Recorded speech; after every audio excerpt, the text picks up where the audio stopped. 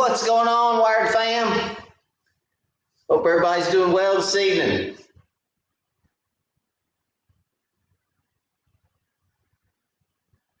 I am trying to figure out, because you guys are all the way over there, and I don't have my glasses, so I'm trying to figure out how to get on my live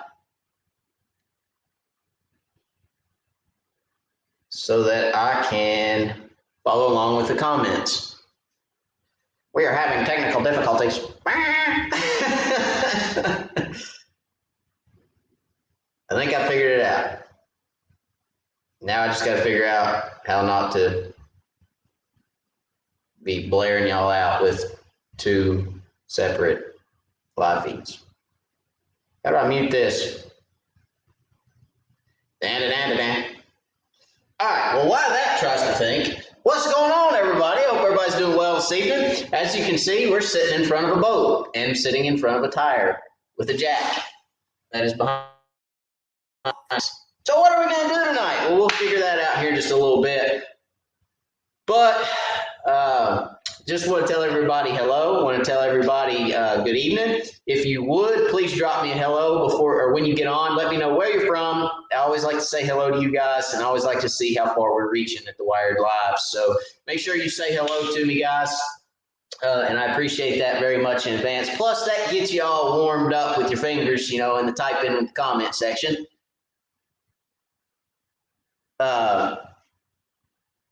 I think I'm missing some stuff here.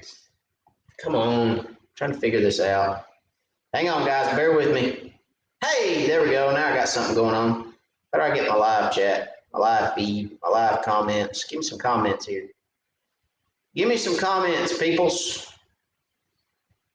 I'm trying. Bear with me. Live stream, comments. Hello.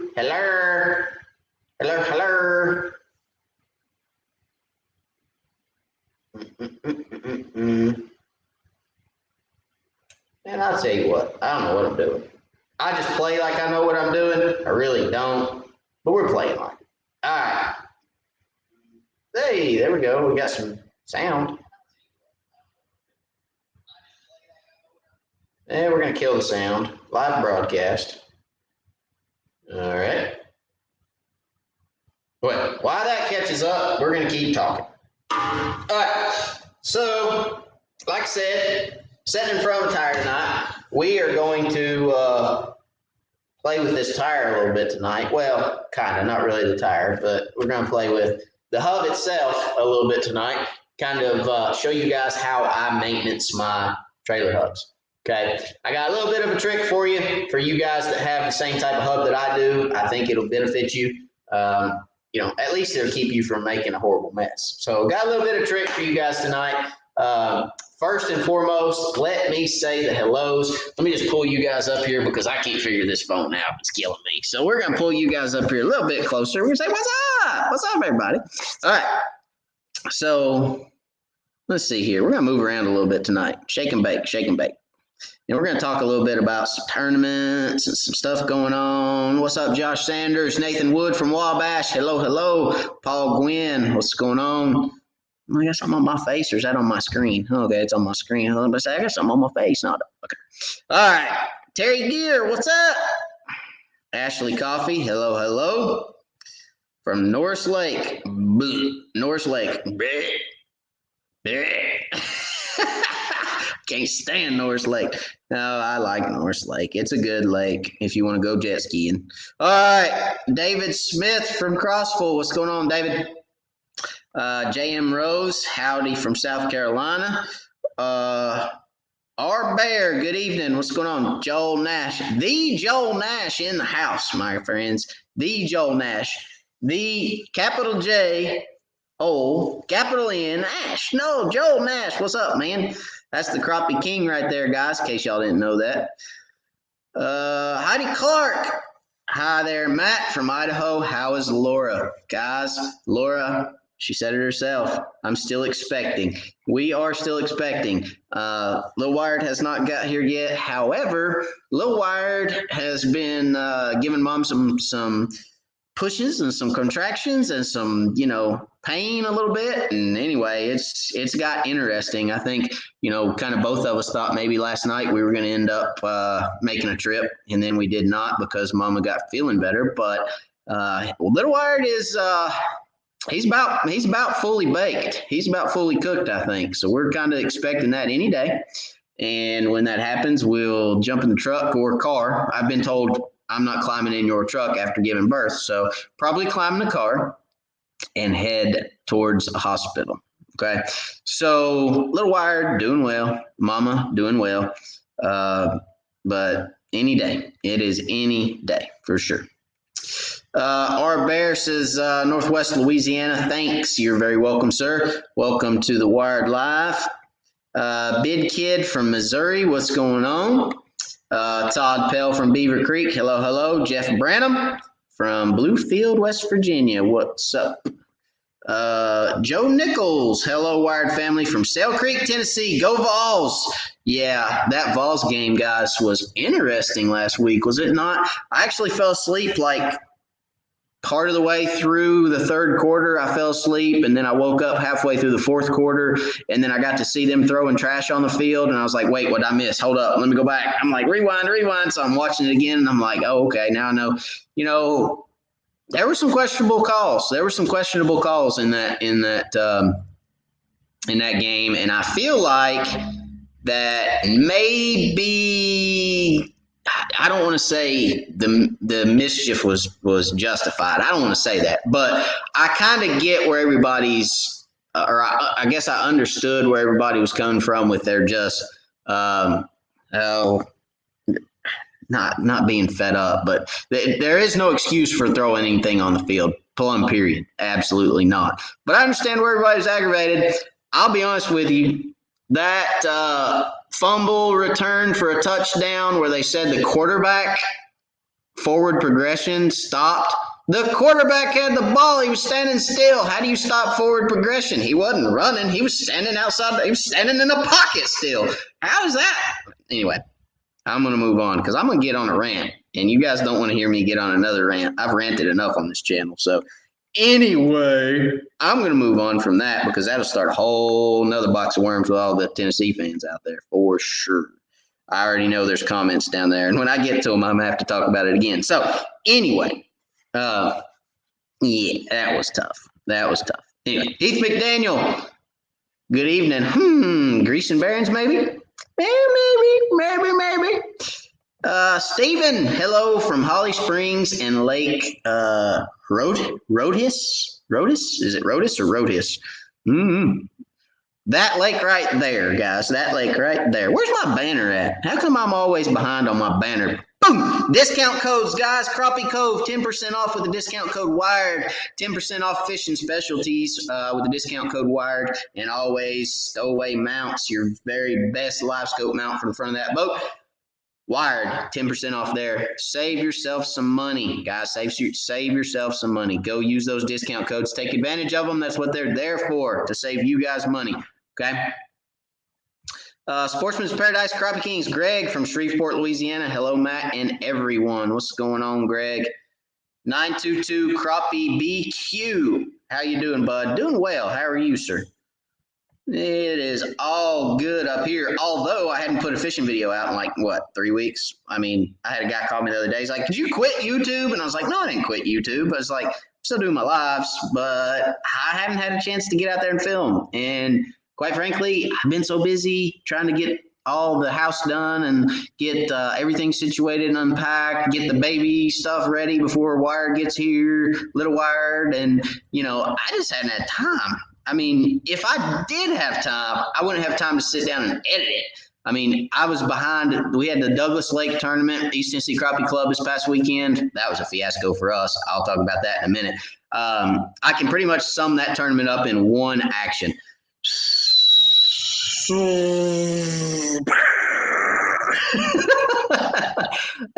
I pretty much sum that tournament up right there and then. But I didn't get the results posted for the Douglas tournament until today. And that was on Saturday. So Saturday to Wednesday, just got them posted. And it was a very crappy post. So for anybody that fished the Douglas tournament, I'm sorry about the post. I tried to get to it like 5 times and couldn't get to it, and finally got it out there. I did get everything out there, but it was a little bit on the quick side. I actually did it driving down the road. No, I didn't. I didn't do that. I didn't Facebook going down the road. Don't tell anybody. Don't tell my wife. But no, I got that done while I was doing another thing, and I was multitasking. So it was basically just throw the pictures on there with the picture of the board and say Douglas results. That's pretty much it. So it was a very easy, quick, non-eventful post, and I'm sorry for that. But I got it done. So, Stephen, we're moving on. North Carolina, what's going on? Jimmy Pratt from Destin. Jimmy, don't rub it in. Don't rub it in that you're on vacation, my friend. Harold Stamey from Rockwood. What's going on, Harold? Ronnie Harris, hello, from Carrollton, Georgia. Wesley from Claiborne, Texas. Hello, hello. Where are the Tennessee comments? I know they're in here. Hello from Aberdeen, North Carolina. What's going on? Hi, Matt. From Matt Wiley. What's going on? Billy Noble from Dallas, Texas. Hello, hello. Kenneth Pippins. Hey, Matt, are you flipping fish in the boat while Doc's shooting using 4-pound test line? Always, okay? Always flipping fish in the boat, Doc's shooting on 4-pound test line. No problem. Unless it's a 2-pound fish.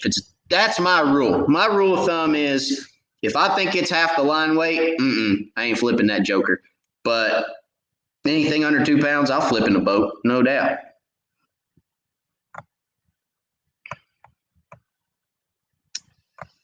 Wesley Harden, how about them Cowboys? Well, I don't watch pro football.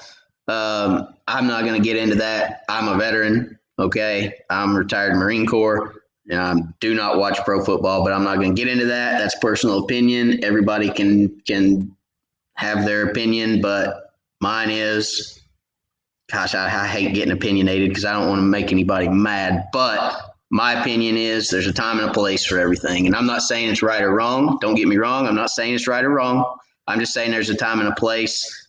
And I'm a veteran, so that just kind of goes against what I have fought for. Right. So what I've stood up for, and it's tough for me. So anyway, I'm moving on because I don't want to get in the weeds with that at all. I'm staying away from that. Okay.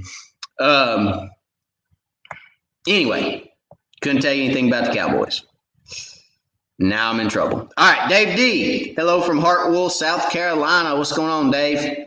Birmingham, Alabama. What's going on, Byron? From Birmingham. How about them, how about the Roll Tide? We playing Roll Tide this week. Tennessee versus Alabama this week. We should see, I think, a good game. I think we'll see a good game. What do you think, Byron? I mean, you think we're going to see a good game? The Alabama versus Tennessee. I don't know. It's going to be interesting for sure. I think it's going to be interesting. I think Tennessee's going to make a run at it. Now, will they come out on top? I don't think we have the depth for it, but I think it'll be a good game.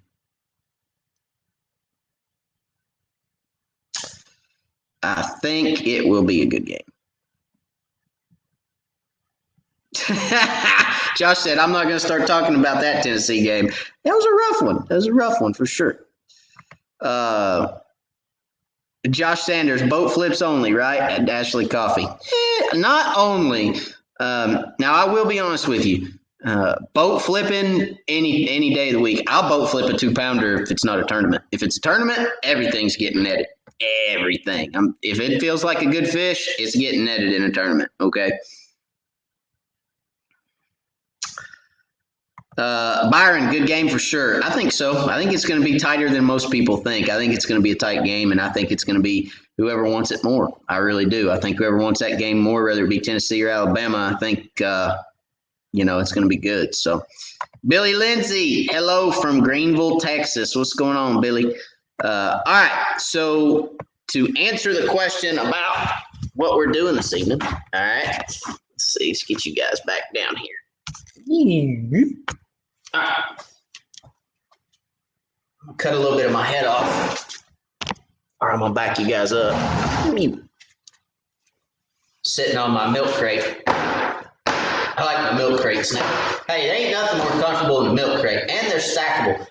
Milk crate challenge. Who wants to see Wyatt do the milk crate challenge? Who here has seen the milk crate challenge? Because I've got about 20 of these, and I can do me some milk crate challenge in here. Now we may fall and bust our head open on the concrete floor, but at least you guys could see it live. Would you give me a super chat if I fell and busted my head on the concrete floor? Would you guys give me a super chat for that on the milk crate challenge? That's funny. All right, so we're gonna grease these trailer hubs. We're gonna grease these bearings. We're not going to pull the bearings and grease them. We are going to check the tire, check the bearings, and then we're going to do a routine maintenance on the bearings so that you guys can see how I do it. If you have the same hub I do, okay, I have an Easy Lube hub, and I'll explain what an Easy Lube hub is here in just a minute once we break down into this thing, so that you guys can get an idea. Some people have an Easy Lube hub. Most boats now are using an Easy Lube hub, but some are still using just a straight hub with a bearing buddy that goes, it's a cap that goes on the outside, okay, that you fill up. You'll actually pump grease into it. So I'll show you how to do it both ways. Obviously, I don't have the bearing buddy on this boat. On my other boat sitting outside, I do. On my 14-foot flat bottom, I do have the bearing buddies that are on it. I wish I actually had it in here. I should have thought to bring that in here tonight, but I didn't. So we're going to maintenance these bearings. The biggest thing I can tell you guys about your bearings on your boat trailer, okay? If you travel as much as I do, and I travel all over East Tennessee every month, I'm driving different lakes. The closest lake to me is a half hour. The furthest lake away from me that I fish is probably about 2 hours that we fish on the East Tennessee Crappie Club schedule, okay? But I'm dragging this boat all over the place all the time, every weekend. So one thing that I'll tell you that is a quick telltale if you have a blown bearing, okay, or a blown hub, is on the back side of your hubs, the only thing that's holding the grease in, okay, is a grease seal, okay? Basically a gasket is basically what it is. For those that don't know what a grease seal is, it's basically a gasket. It's a metal ring, if you will, that has a gasket on the inside of it. That's the only thing that holds that grease in your hub on the back side, okay? So most of the time, the back side of your hub is going to be what blows out. Now, I've seen the front side of a hub blow out, don't get me wrong. But for the most part, the back side of your hub is going to be what blows out more often because that gasket is constantly riding on the spindle. It's constantly turning on the spindle. It's a rubber gasket that's turning on the metal spindle, okay? It's going to wear out over time. It's going to happen. Doesn't matter what boat you have. Doesn't matter. Well, I take that back. Some of the Ranger boats, they have the cool hub, and that's a whole different animal. But if you have a similar setup to mine, that rubber O-ring will eventually wear out, and it will eventually leak. So what you can do quick and easy, all right, before you go on a trip, look underneath your trailer. When you crawl under this, or when you bend down under this side, you want to look at that far wheel. You want to look inside the hub, not on this outside. You want to look on the back side, inside the hub, okay, and see if there's any grease on your wheel, on the inside of your wheel, okay? You want to see if there's any grease. Generally, when that back seal blows, it's going to sling grease on the inside of that wheel, okay? If you don't see any grease and you don't see a whole lot of grease build up on the back side, you're probably good, okay? If you start seeing grease on the inside of your wheel and you're not sure where it's coming from, it's coming out of your hub, guys, okay? And that's a telltale sign that you've got a problem. You need to rebuild the hub. You need to pull the wheel. You need to pull the hub. You need to pop that seal out, pull the bearings out. I always put new bearings in. You can check the bearings, but if you're in there, you may as well replace the bearings. Races, on the other hand, if the bearings are in good shape and the races still are in good shape, then you don't have to do the races necessarily, but always new bearings, new grease, new seals, and put it all back together. That's another day. I mean, that's a job. So we're going to save that one for another day. But we are going to maintenance these, and I'm going to show you how to tell if you have an issue. So another way that you can tell if you have an issue is when we jack this up right here with our jack, we're going to wiggle this wheel. okay? If you've got a lot of play back and forth in your wheel, then you've got something going on in that hub. You shouldn't be able to wiggle that wheel back and forth very much.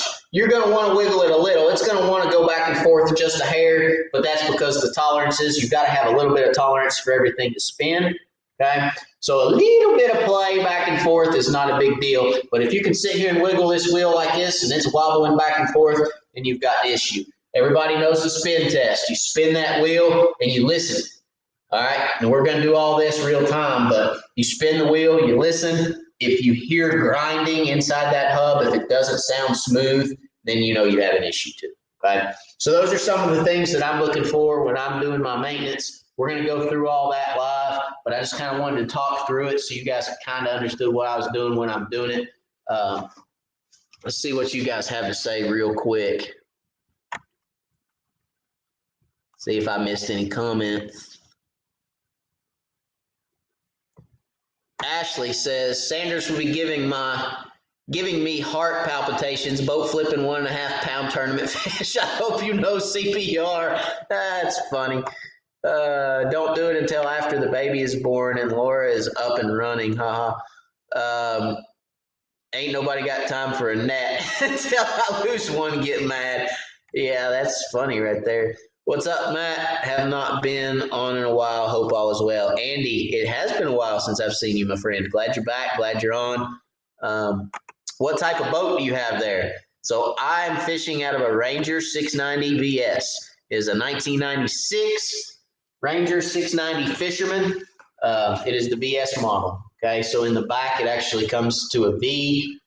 The original 690 had a straight back on it. This actually has a built-in jack plate into the hull of the boat, so there's no need for a jack plate or anything like that on the back of this boat. So it actually has a V in the back, and it's a little bit different than the original 692. The VS has a little bit more deck space. It's got a huge deck as far as the front deck is concerned. It's got a much larger deck in front than the original 690. So it is a 1996 Ranger 690 VS. With the aftermarket trailer. This is not a Ranger trailer, okay, guys? This is an aftermarket trailer. This is an all aluminum trailer underneath this boat. Everything on this boat is on this trailer is aluminum. Everything except for the bunks. The bunks aren't aluminum; they're actually wood. But everything else on this boat is aluminum, or on this trailer, excuse me, is aluminum. These boats generally live up north. And they switched over to an aluminum trailer because of salt and some other things up north. But and the original trailer probably got eat up by salt. So all aluminum trailer, absolutely love it because I never have to worry about it rusting or falling apart. So it's a great trailer. I do love it, and it rides great, pulls great. I mean, I hadn't had any issues with it yet, knock on wood. So.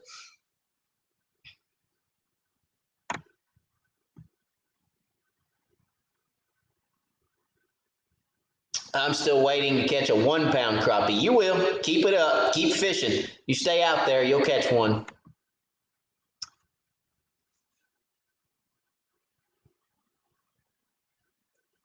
An IR thermometer is good to have on the road to check hub temps while traveling. That's true. Yeah, a thermometer to check hub temps for sure. I do the hand test. Okay. So the way I test my hubs when I'm on the road is the hand test. I put my hand, don't put your hand on it.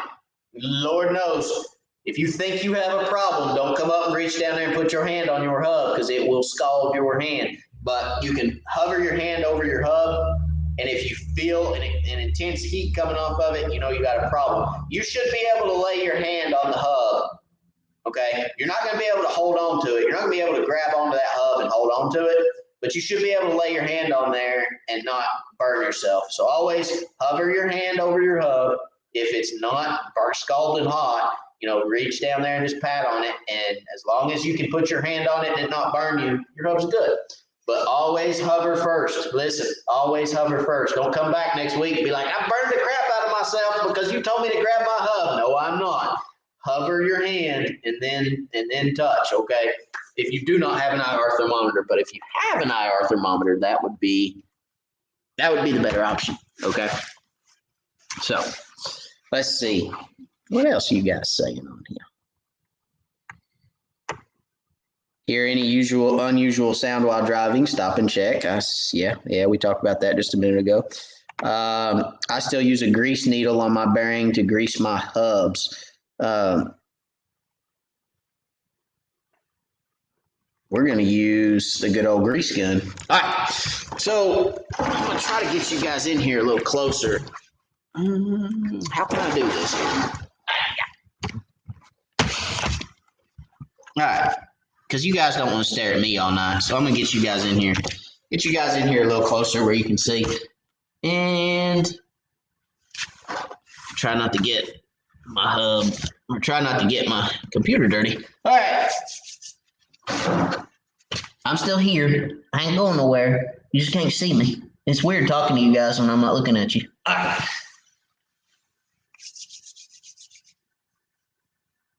It's funny, I actually have the TV on. I'm watching my live over there on the TV too. All right, so first and foremost, right, we got to jack this joker up, okay? So we're going to put the cattywampus on the jack over here. We're doing it one-handed. Stand up. We're going to put the old cattywampus on the jack.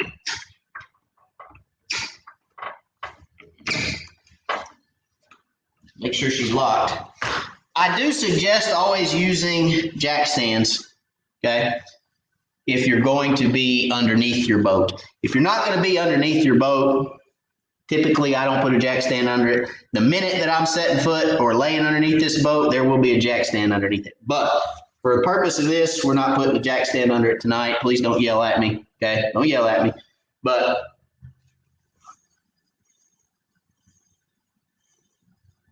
you guys hear that? Can you hear that? Get you a little closer. All right, we're going to do the spin test.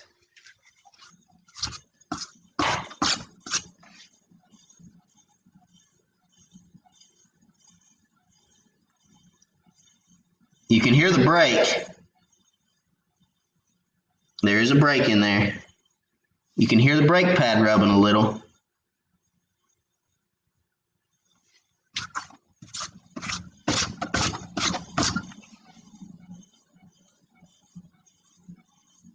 But that's actually a very good sounding bearing.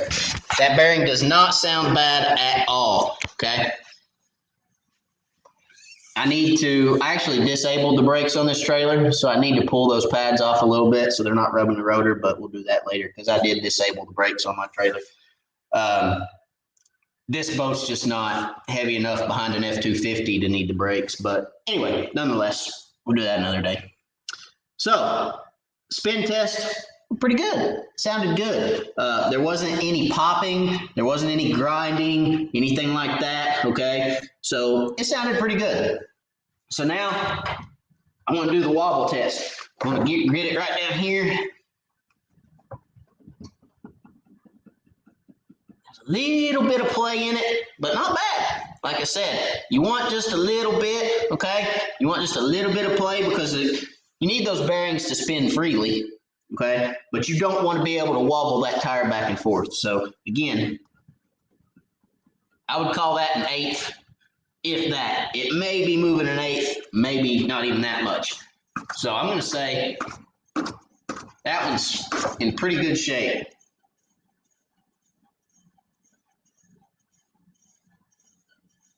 It needs grease though. I can tell it needs grease, but it sounds pretty good.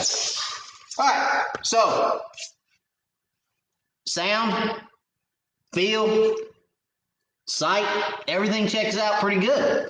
I don't see any grease in the back of the wheel. I don't see any excess grease coming out anywhere in the front seal. I don't see anything, on the back seal coming out. Sounds good, wiggles right. It's probably in pretty good shape. So let me grab a screwdriver.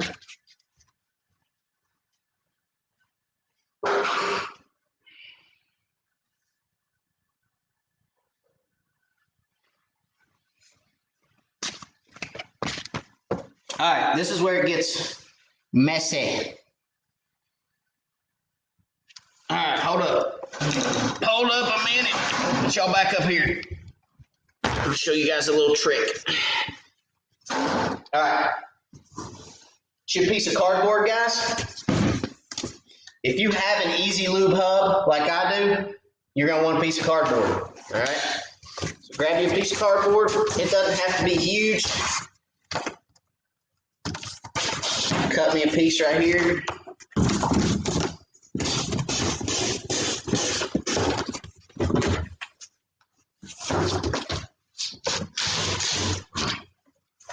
About yay big, okay? About a screen size.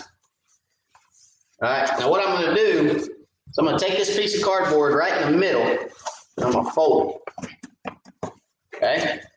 Then I'm gonna come right down here on this edge, and I'm gonna fold this edge up a little bit. All right, like that, just a little bit. Just fold that edge up just a little, right, like that, okay? Now watch this right here. Take it, put it right in there. I'm gonna put my foot on it. Anybody know what I'm doing right there? Anybody catch on? Anybody picking up what I'm throwing down?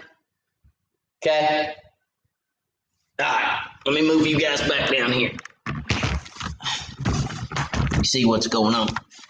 Oh, hey, there we go. All right, got my cardboard in here, okay, right underneath the hub.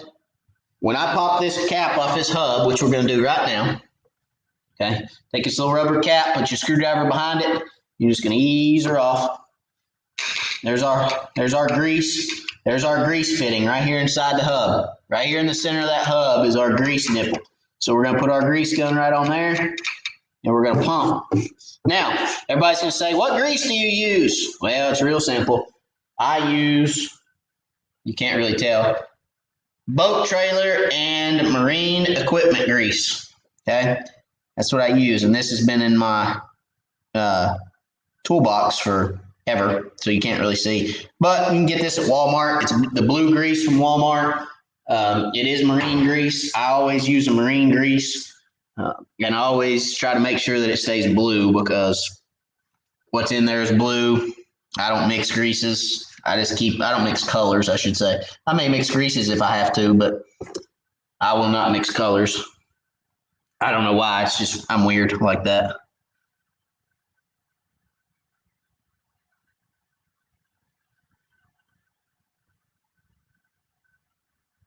All right.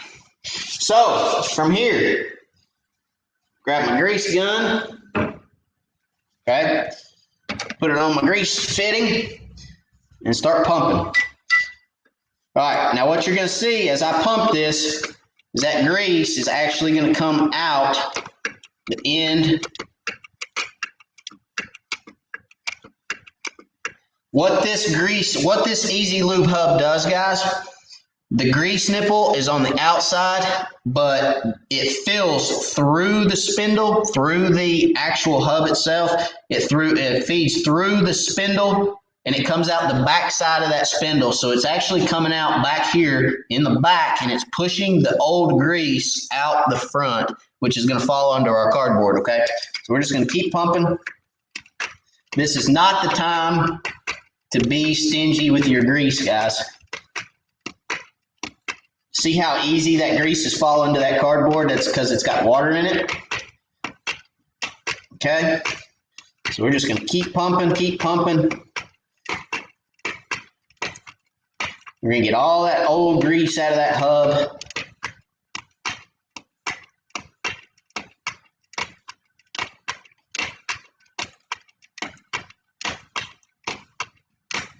Now, once I get several pumps through there, okay, I get a good pool of grease on my cardboard. One thing I always do, I'll back you up off my computer here. One thing I'll always do from there, go ahead and pull this down, pull my cardboard down, and I want to eat just lightly. Having a problem. Mayday, lightly spin that tire, guys. Work some of that grease through there. Some of that new grease rolling through those bearings. Okay. Always, always, always spin your tire, okay? You always want to get that new grease worked in.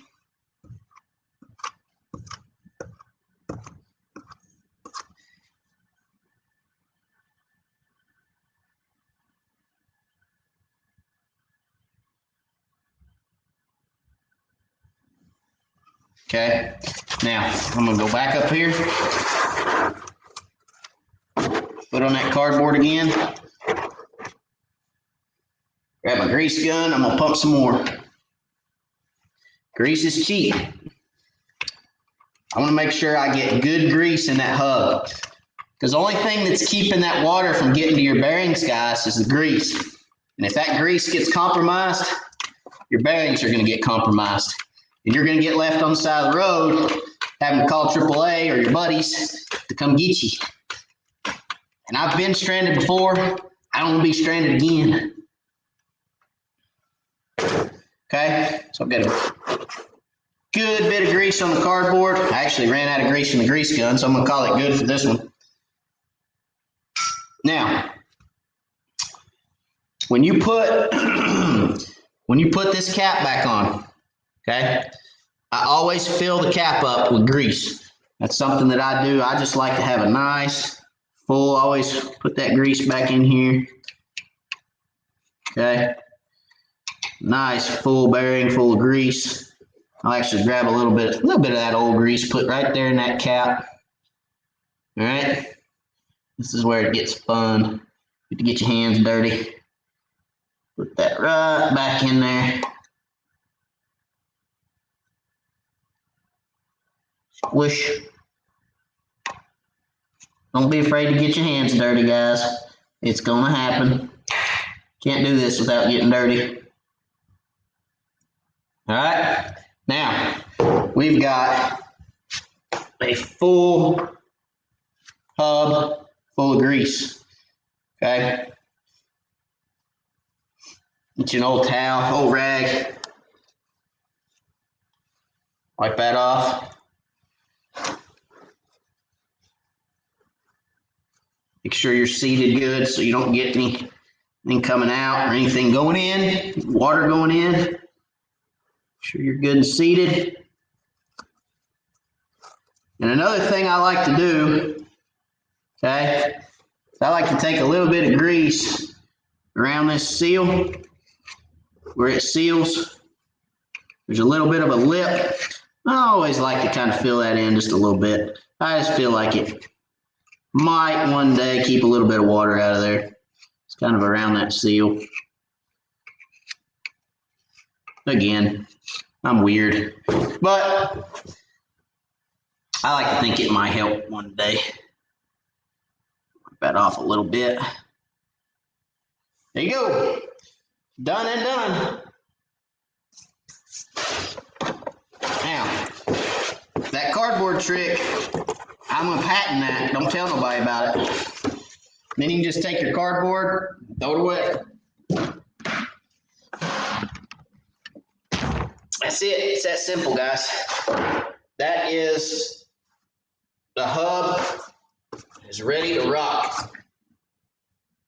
Now I'm going to let you guys listen to it. See if you can hear it.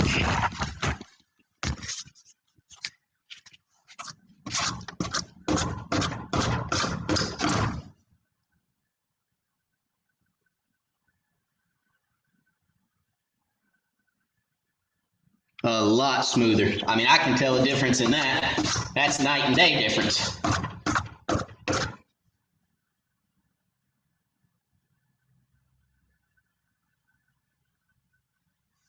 Absolutely no noise coming out of there now. None. That's it. It's that simple.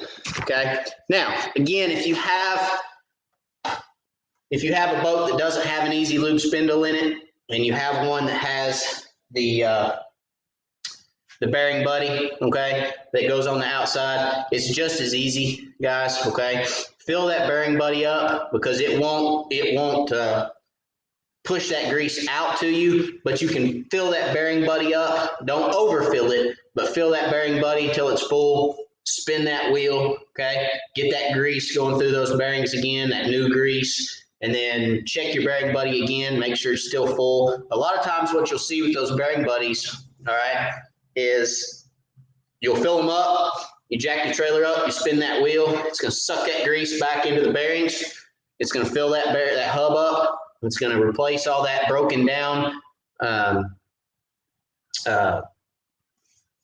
grease. I'll get there in a minute. All that broken down grease, it's going to rejuvenate it. It's going to bring it back. It's going to put some good grease in there. And then you'll have to fill that bearing buddy up again after you spin that wheel. So always make sure you jack your trailer up, guys, and you spin those wheels, because that makes a huge difference. Okay. It's a very simple process, something that you can do yourself. You can save yourself a little bit of money. You don't have to take it to the shop. It's a little bit dirty, okay, a little bit. You could get you a pair of gloves if you don't like grease on your hands. Some people don't like grease. It's nothing. That's no problem. I don't like to get my hands super greasy, but I didn't get them super greasy. So it's very simple, very easy process. And you can do it at home. Then you don't have to take it to the shop. Okay, so that's how I do mine. Again, there's several different types of bearing buddies and easy lube spindles and that sort of thing. So if you do not have this exact one, it's very similar, but it could vary a little. So, but it's all the same kind of process. Okay. And it'll keep you off the side of the road. Just replace the bearings, races, and seals on my 95 Ranger 354V. I try to service them every year. So yeah, that's a good rule of thumb. Good rule of thumb is every year you need to be hitting these bearings. I actually hit mine more than that, okay, because you can't do it too much, right? You can't over grease your bearings. I mean, there's no such thing. It's like saying you're over greasing a Traco. You can't over grease a piece of equipment. Putting fresh grease in a piece of equipment is never going to hurt anything. So being able to, having this easy lube spindle and being able to flush that grease like that is so helpful. And I typically do mine about every 3 months. But again, I'm on the water every month, guys, or every week, excuse me. With the exception of the last few weeks, but I'm on the water with my boat every week. It's getting put in the lake every week. There is no off season for us. We fish year round in Tennessee. So, it's getting out there dumped in the lake, whether it's 5 degrees or 95 degrees. And, I always think to myself, it's cheap insurance to keep me off the side of the road. So I hope that helps somebody. I hope that if you've never done your bearings before, if you've never greased your bearings before on your own, and you've always wondered how to do so, I hope that helps you. I hope you can now feel confident that you can go and actually accomplish it yourself without having to take it somewhere and get it worked on. So hopefully that helps. Todd Pell, very good question. How often should you check bearings? Again, it doesn't hurt to check them. It never hurts to check them. If you don't have anything to do on a Saturday, put a jack under your boat. It's a little easier for some than it is others. I mean, I have a jack right here in the shop now that I can just roll her under there, jack her up, hit it, be done. But it never hurts to check them. So again, to Sportsman's Paradise, once a year is bare minimum. Okay, Todd, bare minimum, I do them once a year. I do it about every 3 months, but a happy median in that would be twice a year. For me, if I'm going to be driving more than 2 hours, I'm always checking. You should always check and look at the inside of your tires for grease every time you go out. Every time you go to the lake, when you hook your boat up, that should be part of your routine to lay down and look at the inside of each tire to see if there's any grease on the inside of each tire. If there is, then you have a problem. If there's not, go to the lake, go fish. But you should always just be looking at the inside of your tire and the outside of your tire to see if there's any grease splatter on them. That way if you have a problem. Okay. But as far as jacking it up, checking your bearings, wiggling everything, listening, spinning it, all that, I'd say twice a year would be my minimum. I mean, bare minimum as far as industry standards is once a year, but I would say my minimum would be twice.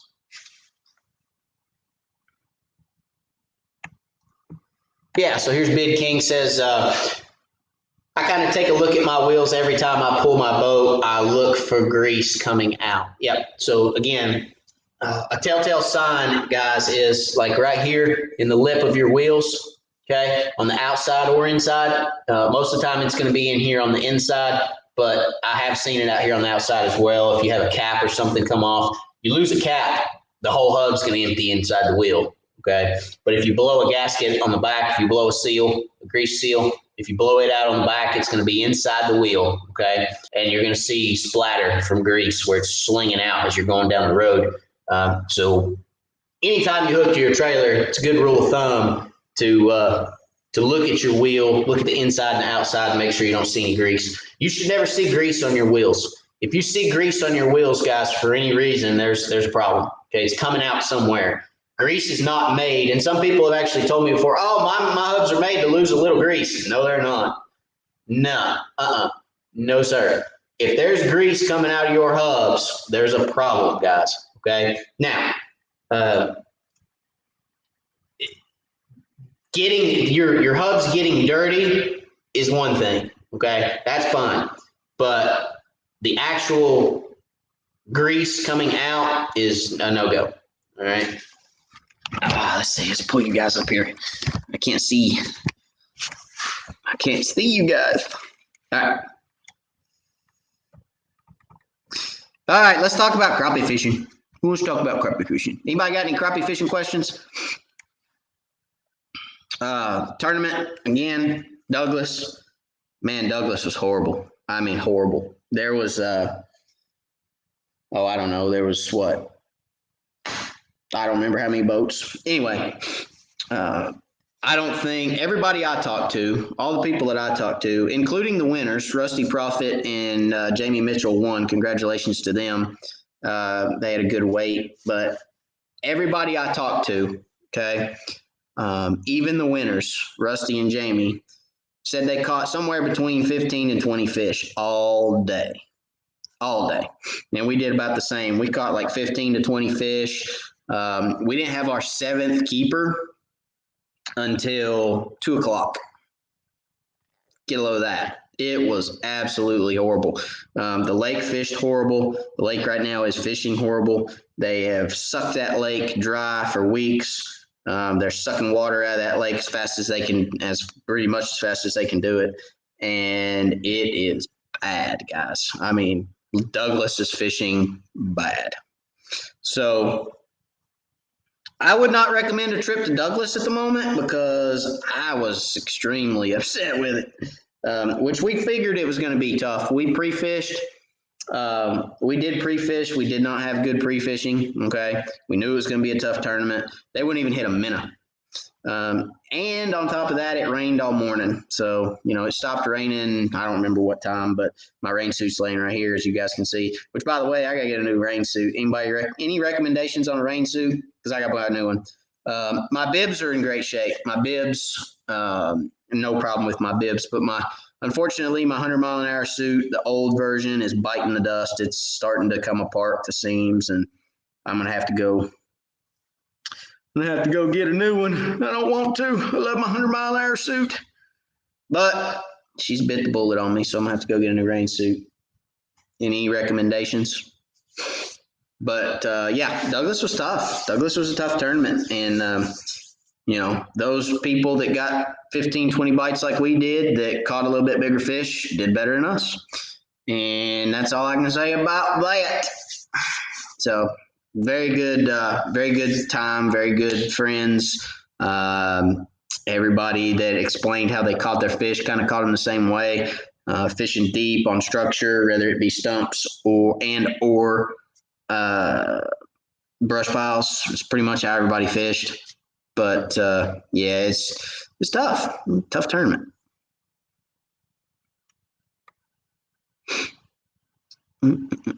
Andy Perry, I got a crappie question. Can you donate a live scope to good cause, aka me? Lots of laughs.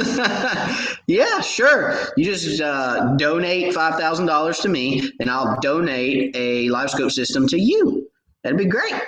A 1222 with live scope and the Fishing Specialties pole and a stowaway mount with a amped battery and $5,000. I'll install it for you.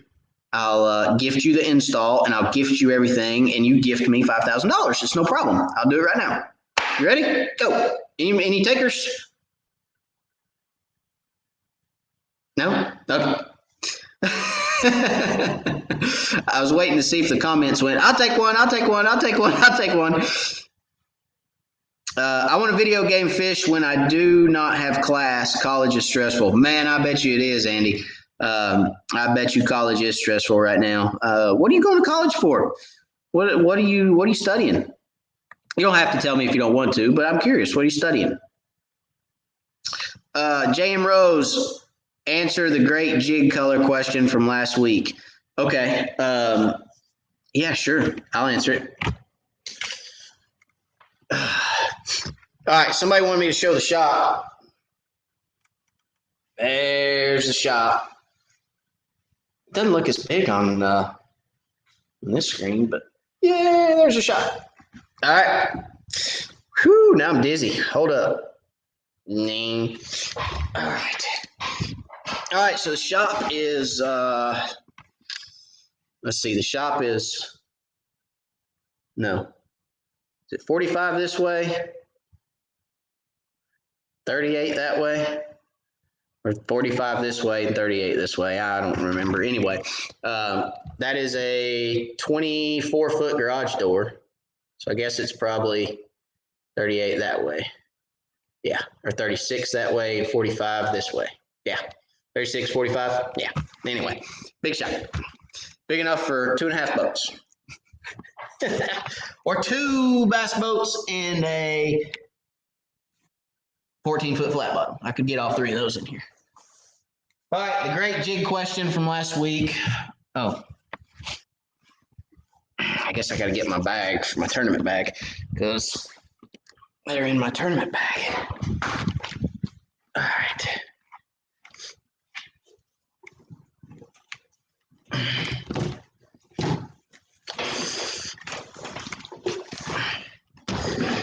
Got my deer hung up. Anybody want to hear about my deer? Love my deer.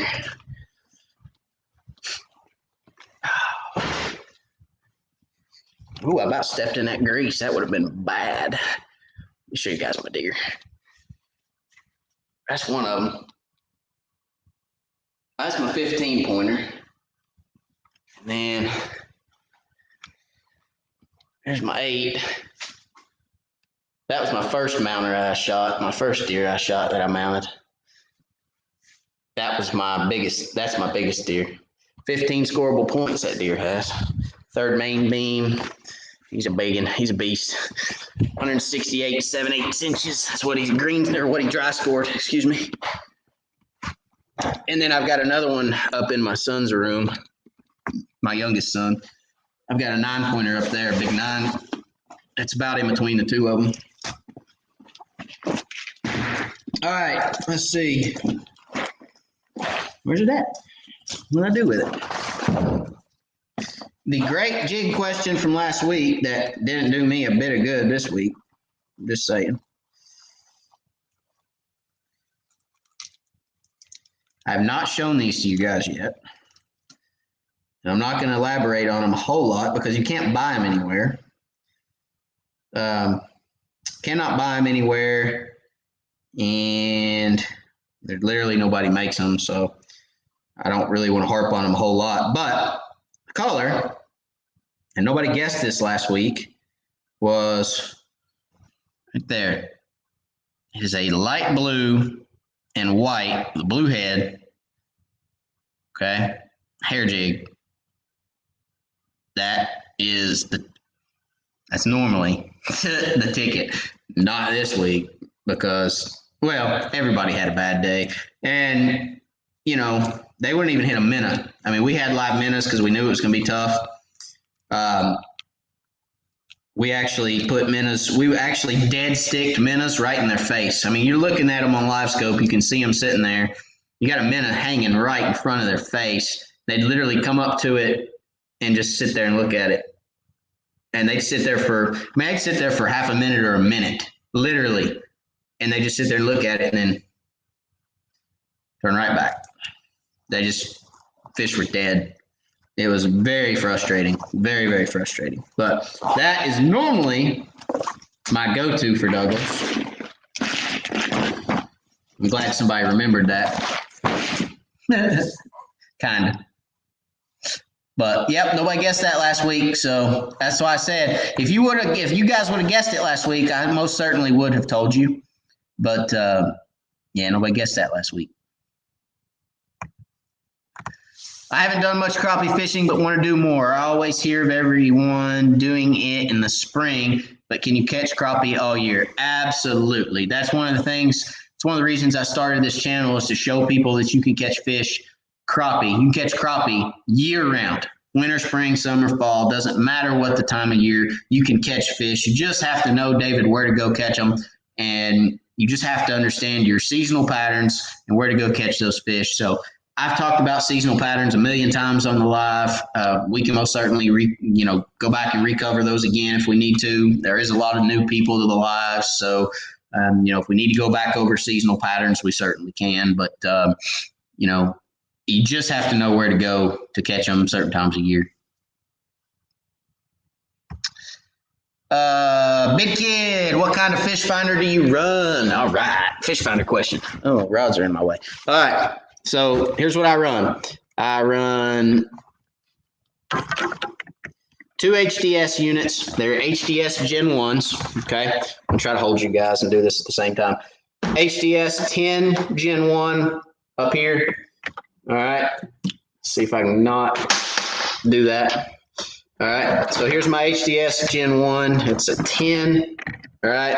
And then I got my HDS Gen 1 down here, which is an HDS 8.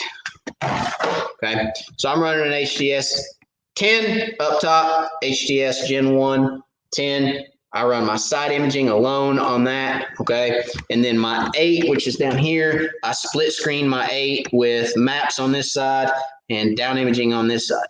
Okay, so I do not run any standard sonar on my boat anymore. I have deleted standard sonar completely off my boat. I just don't use it, so I deleted it. But that's what I run. Gen 1 units, HDSs, or ANSYS.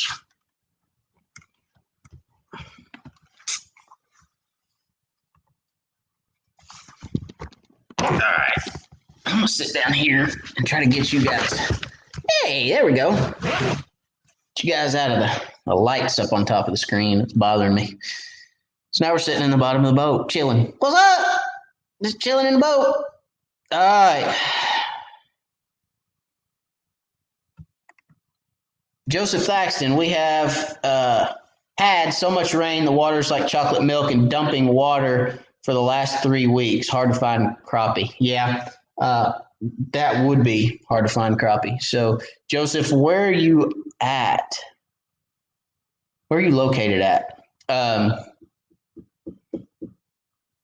I can tell you the areas, well, if I know where your lake is, I can tell you the areas that are going to clean up quicker.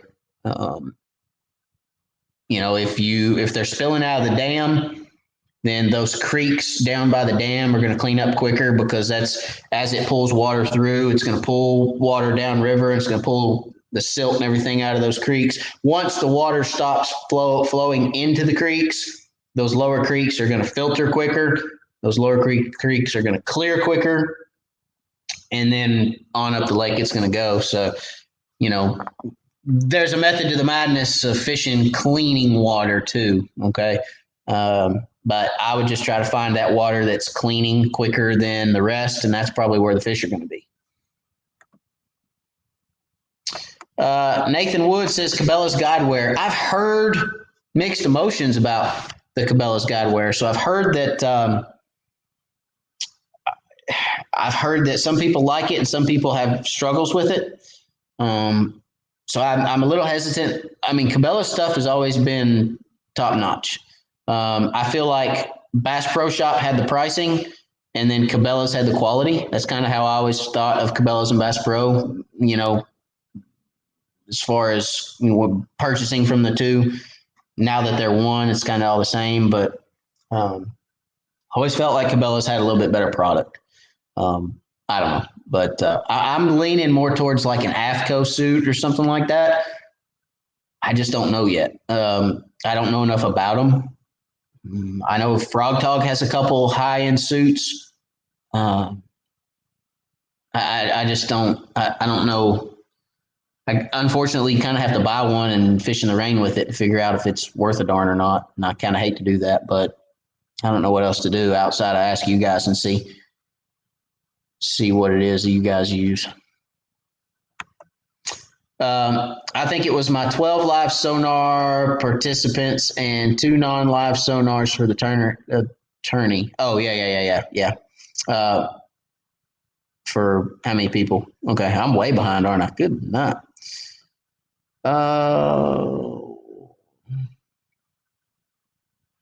Andy, communications with a specialization. I'm going to get that word out in a minute. Specialization in public relations and a minor in marketing. Hey, that's cool. That's awesome, man. Well, congratulations. Stay in school. Be cool. Stay in school. No, that's awesome. Those are some great fields.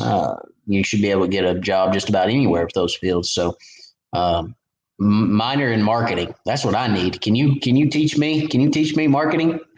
Kind of need help right now. No, in all seriousness though, that's awesome, man. Congratulations. Todd Pell used my new ACC 13 foot today, caught a 9-incher and thought it was a 2-pounder when pulling him up. Those long rods will fool you. When you start using those long rods and you hook into a good fish, oh my goodness gracious. I mean, a 9-incher goes to a 2-pounder, and a 2-pounder goes to a 5-pounder, and a 3-pounder goes to, my gosh, you think you're hung on a boulder. But yeah, those long rods will fool you for sure. Kenny Sparks with mounting hardware, $1,500 transducer and $3,000 for 1222 and miscellaneous may not can get one for $5,000. Okay. All right. Well, I just quoted a guy, whole package. Okay. The 1222, the GPS map, 1222, the live scope installed for $5,000 with a amped battery and a stowaway mount and a fishing specialties pole. $5,000 is what I quoted him. So if any of you guys out there are interested in a 1222 live scope unit with all the fixings and the bells and the whistles, just like this unit that I'm using up here right now, $5,000 is the install price. That is me installing for you. I do installs out of the new shop. So if anybody is interested in that, let me know. I am not a Garmin dealer. I am not going to sit here and tell you I have 15 units sitting over here on the wall. So if you're interested in getting a unit installed, there is an upfront cost. It's 50% upfront, 50% when done.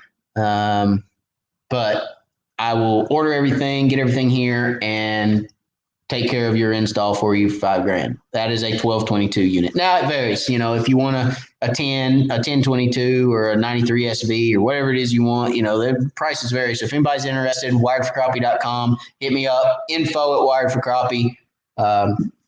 You guys can hit me up and we can discuss everything then. But I just quoted a guy $5,000 to install one. So just word to the wise.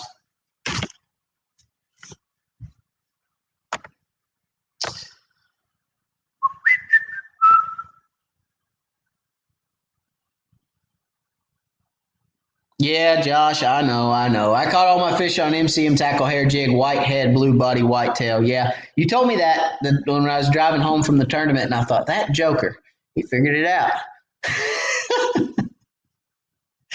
He wanted to know so bad what that secret color was, and then you told me that on the way home from the tournament when you called, and I was like, yeah. And I didn't say anything because I knew somebody'd ask me again this week, so I didn't say anything, but that's it.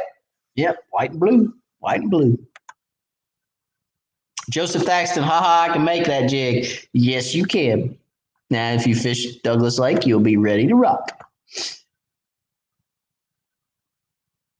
If you want a great hair jig, check out MCM Jigs, guys. Look them up on Facebook. Yeah, very good jig.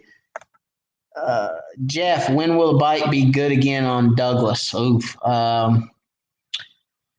They've got to regulate that draw. They've got to regulate that drawdown. That drawdown's killing that lake right now. I mean, they're drawing that lake down for the winter, and until that regulates, it's going to be messed up. I mean, I'd have to look at the chart to see what that looks like as far as on TVA's chart when they plan to have that down to winter pool. But they've got to stop sucking the bottom of that lake, guys. It's killing that lake. It's killing those fish. They've thrown those fish into a tailspin, and they're sucking that lake about twice as fast as they did last year. So last year it was a gradual, it's kind of on a bell curve, kind of real gradual drop, and this year they're just tanking it. So I don't know. I can't answer that question, Jeff, without doing a little bit of research. But once they stop pulling water, it'll get better. They've just got to stop pulling. They're not going to, but they got to stop before it gets that much better. Joseph says, good info on the creeks. Thanks, Matt. You're welcome, sir. Big Kid, do you know much about Garmin 73 SV Eco Map? That's what I'm using, still trying to learn how to use it. Yeah, I know a lot about it. I used to have one. Like I said, guys, I've run Lowrance's, Garmin's, Humminbirds. I've run everything but a Ray Marine. I have not run that yet, but golly, it felt like something just stung me. I got bees in the boat. Nope. Make sure there's not a hook laying behind me. I've run them all outside of Ray Marines, and the Garmin 73 Eco Map, the one thing I can tell you is when marking waypoints, if you scroll over on your side imaging and go move your cursor over to a waypoint, don't hit the waypoint button to mark it. Hit the check mark. If you scroll the cursor over, you've got to hit the check mark to mark it where the cursor is. Okay? Don't hit, and I don't know what version of EcoMap you're running, so it could be the enter button. Could be an enter button or a check mark, but don't hit the waypoint button. If you hit the waypoint button, it's going to mark your current boat location, not your cursor location. That's the biggest thing I can tell people about running Garmin's. People do that religiously. The last electronics trip I went on, a guy had a Garmin unit. I asked him how he marked his waypoints. He said, well, if I see one on side imaging, I scroll over and then I hit, and he pointed right at the waypoint button. And I said, okay. Do you ever have a hard time turning around and finding those waypoints? He said, yeah, I don't ever see them. That's why I'm here. I turn around and I don't ever see my brush pile or my thing. It's gone. I don't know where it went. It just disappears. And I'm like, you want to know why? He's like, yeah, I do. I was like, okay. Because you got to hit this button over here. He's like, nuh-uh. I was like, watch this. And I found the brush pile and scrolled over, marked it 50 feet out the side of the boat, turned around, went right back over it. It's bigger than crap right underneath the boat. And he goes, my gosh. He said, well, that was worth paying you to come teach me. I'm done. Let's go back. I can figure it out now. I was like, okay, whatever. Well, we didn't. We went and found a bunch more stuff. But, and we went through a lot of other things as far as down imaging and controls and settings and all that good stuff. So, that's the biggest thing that I can tell you on a 73 SV is make sure you mark everything correctly. And I do also, guys, not only do I do guide trips, but I do electronics training trips as well. They're 2-hour-long training trips. I do side imaging, down imaging, and I also do live scope trips. So if you have a live scope, you're new to live scope, or you're new to side and down imaging and you need help to learn those, how to set them up, how to use them, how to make them work for you instead of you trying to work them. You can go to my website, wiredforcrappie.com. My calendar's on there. You guys can book any of those trips. The rates are on there. You go to guide services and you can click on each one of those different, whether it's a training trip or an actual guide trip or a, install. Okay. And you can contact me through there or book through there, and you can pay online and everything. So it's very seamless. I'll show up, help you guys do whatever you need to do. Okay. Oh, let's see. Josh Sanders bought a Sims Pro dry suit today. Well, I'm going to let you get rained on once, and then you can tell me if it kept you dry or not. Okay. I'm going to let you guinea pig that, Josh. When you get done guinea pigging, holler at your boy. Let me know how it works and if you got wet. If you call me and say, I was miserable, I ain't buying that suit.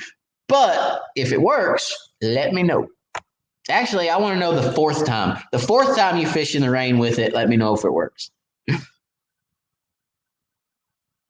Kenneth says, I hear Sims has good rain gear. I've heard Sims has good rain gear too, but I don't know. It's which one's better, which one's worse, which one keeps you dry. I need something that's going to last.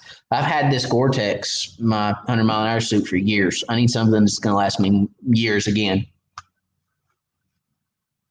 Definitely staying in school. Haha, changed majors twice and transferred twice. I graduate in July 2022. Well, congratulations, Andy.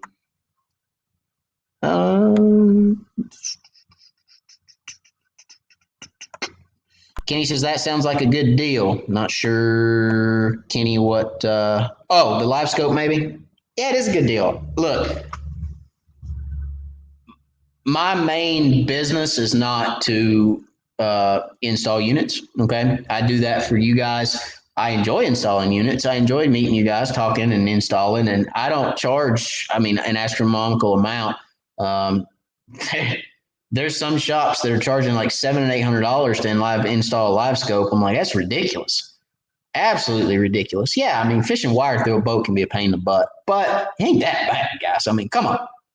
So, I'm not real expensive on my installs, and if anybody is interested, I can break all that down for you and give you X amount of price for everything. And I'm not trying to get rich on it. I'm trying to help you guys out and make a little bit of money at the same time, but I'm not trying to get rich. So that was my quoted price on a 1222 with live scope.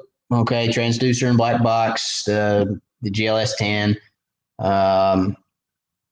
That was with a fishing specialties pole. Now, this is all going to vary a little bit depending on what boat you have, because the pole could be different. Your fishing specialties pole could be a little different. And depending on what boat you have to have a different length pole and this sort of thing, different mounting technique or different mounting brackets and things like that. So it could vary a little bit, but yeah, $5,000 is what I quoted for everything. That's with a 30 amp hour battery from Amped and a stowaway mount. So pretty good deal. Pretty good deal, I think. Not bad at all. All right. Andy says, I'll trade marketing classes for live scope bundle. Holla at me. One million talk.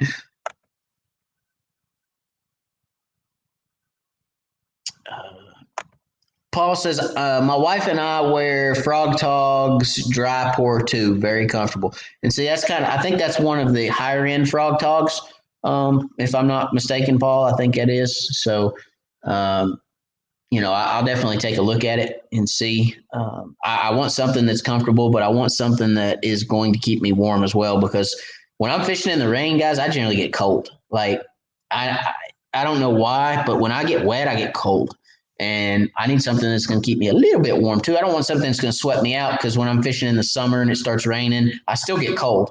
But I don't need something that's going to sweat me out of it. I need something that's going to breathe a little bit but keep me warm too. So I don't know. I'm real picky. I'm a picky guy, I guess. I don't know. But I've been told I'm picky. I'm not really picky. I am a little picky. I'm not that picky, but I am a little picky. So anyway. All right.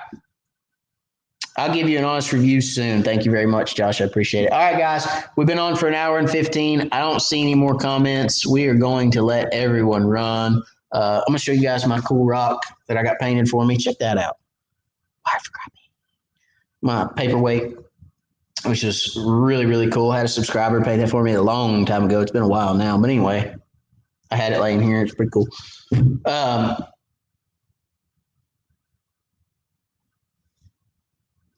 Columbia jacket. Yeah, Columbia makes a good rain suit too.